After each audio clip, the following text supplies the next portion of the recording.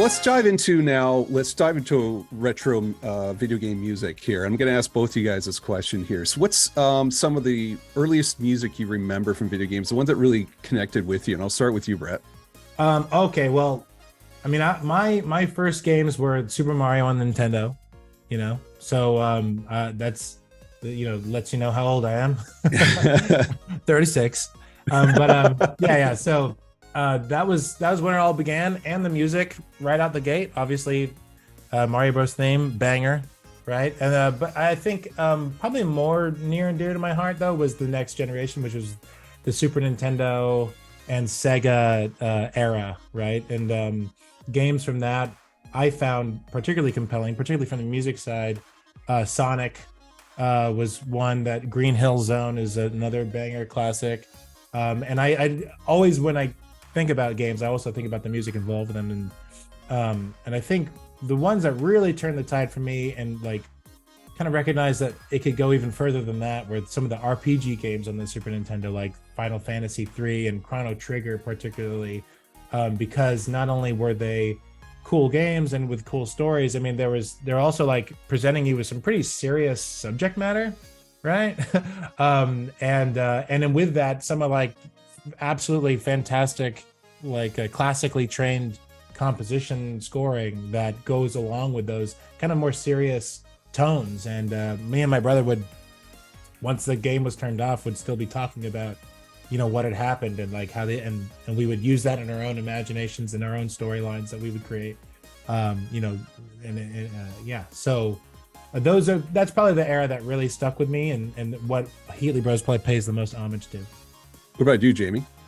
Yeah, I'm kind of in the same boat as I was thinking about, just in preparation for the podcast, like what are my favorite video game soundtracks of like the 8-bit and 16-bit era. And like for NES, I think the ones I came up with like Mega Man 2, Contra, and Castlevania especially is pretty massive. Definitely. But yeah, a lot of, I would say the vast majority of the ones that I could think of that immediately sprung to mind were Super Nintendo era. Yeah. So like my favorite video game soundtrack of all time is Mega Man X.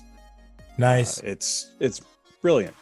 But there's so many video games, like you mentioned Chrono Trigger, and another one that really sticks out to me. I think the first kind of video game soundtrack that I ever really went out of my way to listen to outside of actually playing the game was Link to the Past. So good. Yeah, the music is great, and Zelda is just consistently good when it comes to music. But yeah, those games especially. Like F-Zero, Turtles in Time. In Time, yes. Let's go. Yeah, and like that's amazing. That the Super Nintendo era of music is really what really struck a chord for me. For sure. I mean, I think we're all of that age, where we had that. One of the things I think is cool about all of that is that back then there wasn't any social media, right? So that the fandom was very personal, and there wasn't maybe perhaps as much to choose from, but the games that did show up to the top were like extremely high quality. And then you kind of find out later that everyone else loved those games. You thought it might have been just your friends. Like I remember when on Nintendo 64, the first Smash Brothers came out, and we were like, "This is the greatest game ever!" Right? And then now, look at where it's become at this point. So many generations after that that have jumped on. Yeah, my son's playing that right now as we speak. Oh, big time! Yeah, it's so funny. Yeah, how those games resonate universally without any kind of like social media or interconnectivity of anybody. Like it's just there's something about them that is just universally loved. Yeah, they set the tone, man. They're the OGs for sure, and they're still dominating today. Look, we got finally a Super Mario's movie coming out, right? Oh my God. Yeah. For me, like I'm obviously a little bit older than you. My first system was a ColecoVision. I remember going to the arcades as a kid, and so when it comes to like Atari and Coleco, there wasn't a lot of music being played. It was more of sound effects, but the arcades had its music. I mean, Marble Madness, when I heard the theme from Marble Madness, I was just blown away as a kid. Like, this is very different from everything else that's being played. The beeps and the boops are different. This is sounds rich. Yeah. But I remember when I had my Nintendo 64, and there was some music that came out of that series, out of that machine that was quite like, I worked at Toys R Us, and we would have a Nintendo 64 display model sitting in the electronic section, and Mario Brothers was constantly playing, and Dire Dire Docks was consistently on loop. And that one all music has an emotional feel to people, and Dire Dire Docks has this emotional connection with not just me working at the Toys R Us, which was a good time in general. I enjoyed working there, but it was like it just had a nice, richer feel than most music that I heard.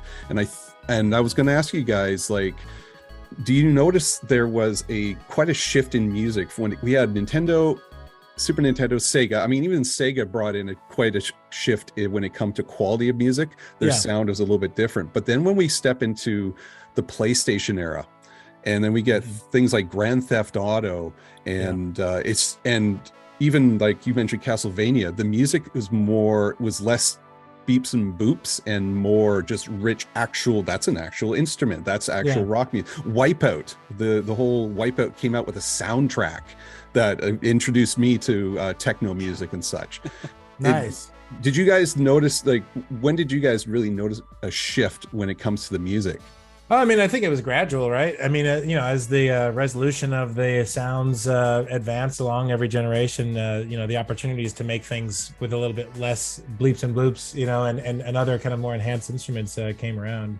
And definitely by the time Nintendo 64 came around, I mean, you were using movie soundtracks for James Bond, 007 GoldenEye game, right? Oh, the GoldenEye games, yes. Yeah, so it definitely, it took a big leap, obviously, with the Nintendo 64 from there, but I mean, I like it all. And, in my own music, I will incorporate, the sounds from like multiple generations, right? So I like the strings and the trumpets from maybe Super Nintendo, but also like the sine waves of like, the Nintendo, right? And so I definitely appreciate all the different eras of that. I had a question regarding some of your personal music, because I wrote a list down of like, which music do I find myself listening to and utilizing? Because I actually play your music in my classroom on the background.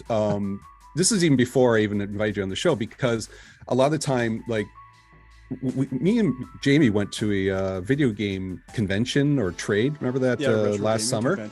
And they had a DJ playing 8-bit music, and it's like, this is cool. I love the idea that this can be an actual genre that we can sit down, listen to, and talk about, rather than just some guy with a saxophone or trumpet or whatever. And so I play in the background, and some of the things like your 8-bit selection of like 8-bit Joy, 8-bit World, 8-bit Go, those are really good. Press Start, Hero's Heart, this is the newest one, The Worthy Struggle, is really good. Thank you. It kind of like, some of them are focused straight on the 8-bit stuff, which comes from our original love of Nintendo, but then it does come a little bit richer. So how do you what's the process of creating these types of music? Thank you. Well, it's always cool to even hear anyone talk about it, because usually it's all online. So YouTube comments are one thing, but when someone says it actually with words, it's like, no, I'm a serious fan of your music. I really enjoy it and appreciate it. So I'm very curious about how you come up with the style, or what instruments you use even. Yeah, I mean, well, I'm a Logic head since the beginning, since the very first thing that I made with 8-bit Win. I actually think the first one I ever made was one called 8-bit Evil, and I was like, one day I'm gonna upload that, right? And it just kind of sat on it for a long time. But yeah, so it started off as like, I was looking around for video game music out there that was being offered for creators and things like that, and I realized that I wasn't really seeing too much of it, and I was like, well, this one needs to exist, right? Like, someone needs to make an 8-bit Win, right? So here I go. I'm gonna make that so everyone can like utilize that. And then it just kind of was like, well, what's the next one that you would make? And so that's why they kind of had these like very basic themes, like 8-bit Joy, 8-bit Fun. It was like, well, what would that sound like if it was like the 8-bit Fun game, like, or that sound exactly? Like, I'm just trying to like hit it on the head, just so like there's now that one available to you. Kind of put yourself into creating your own video game in a way. and saying, okay, this is what the theme song would sound like. And that's kind of like it slowly has evolved into this now finally possibly going to be making some content with video games involved in it, and then ultimately by the nature of having created those characters in that setting, possibly make my own game one day. But yeah, so initially it was like very strictly, okay, very, very retro style with only these instruments. But then, as I started to knock some of those out, and then I got access to other types of synths, and also I'm a big hip hop fan and love the music that comes from that. And just wanted to be a music producer in general. It started to expand just kind of naturally, add a little bit more of a hip hop beat with this one, but also utilize 8-bit sounds. So maybe not many people are doing a sound like that, and it resonates with me. So maybe there's a subset of people out there that would like that kind of cross-pollination of genres there. And then I had some rock influences, so I started to utilize guitars. I'd played guitar growing up, and just kind of all came about over a long period of time, just continuously making songs. All right, let's try it with an acoustic guitar. Let's try it with other types of beat styles, and I'm not just pulling in more and more genres as we went along, and some orchestrated stuff without any beats at all, and more kind of like sound font instrumentation. Just kind of for a long time it was where on the canvas have I not covered, where's the need, and so right now one of the ones I'm working on finally, which is one I've been really intimidated by because of what it is like the boss theme, the final the big battle boss theme. So that's one I'm working on right now. I'm like, oh gosh, it's like one of those ones that like it has to be iconic, it has to be exactly what you need, it can't be some so I've kind of shied away from it, but I did a poll recently with my audience, and I did a series of them. I was like, okay, what style do you like, what type of song, and then they put in some ideas, and then I made those into a poll, and then I took that poll later, and of course but with almost not unanimous, but the one that won out easily was, you need to make a classic boss battle song. And I was like, it's the one I've been running away from, out of intimidation. But no, so I'm finally going and getting it now. So it's still cooking, but that'll be one of the next ones that gets released. Yeah, no pressure having to make an iconic boss. It has to be. It has to be good. That reminds me of I watched an interview with Mick Gordon, who did the soundtracks to the new Doom games, Doom and Doom Eternal. Oh, cool, yeah. And when he got on Doom 2016, his two directions from the studio for the soundtrack at like a high level are, it has to be iconic and no guitars. Oh. He's like, what the hell? Like, guitars so are iconic. Yeah, and especially for Doom, like if you think of the original Doom soundtrack, it's that guitar riff that you think of. Oh, right. So yeah, just what a crazy difficult task to come up with something iconic that also doesn't use something that is just ingrained in the DNA of the original. Yeah, I haven't jumped into the new one, and now I definitely want to go check that out. I want to hear what he had, what the result was, Oh, the new Doom soundtracks are amazing. Oh, really? So he succeeded. Oh, yes. Okay, I'm definitely gonna go check that out. Honestly, I highly recommend. He's done two kind of long form, basically just like almost like a TED Talk, where he talked about the process of coming up with the music for the new Doom games, and it is so interesting to listen to this dude speak, because like when he gets into the process, you quickly realize that he is just his approach is just from that of a mad scientist. I can appreciate that. Yeah, it's so much fun to listen to him talk about that stuff. Highly recommend it. Cool. So where can I find that so I can put the links? Oh, I just saw the videos on YouTube. So if you look up Mick Gordon Doom soundtrack, he's got a couple talks, but yeah, there's a couple, I think 1 hour videos where he's just up at like a a GDC, like a game developer conference, talking about coming up with the music. Like he's got his PowerPoint presentation and he's got his music samples. Oh wow, and yeah. things that he was coming up with. Getting that It mad was a scientist fully down. prepared talk. It was great. Sweet. What makes a good boss battle tune? I'll ask you this, Jamie. What about the song makes it epic to you? I think it has to.